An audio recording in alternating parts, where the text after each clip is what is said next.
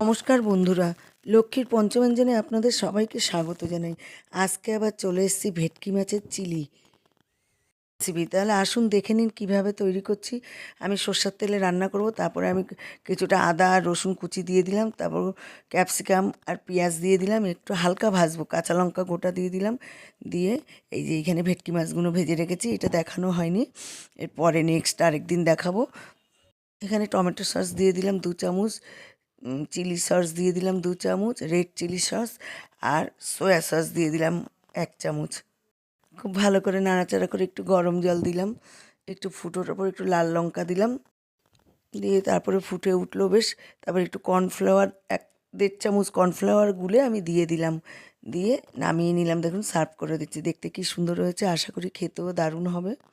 ভিডিওটি যদি ভালো লাগে লাইক, কমেন্ট, শেয়ার, সাবস্ক্রাইব করে পাশে থাকবেন। ভালো থাকবেন, সুস্থ থাকবেন।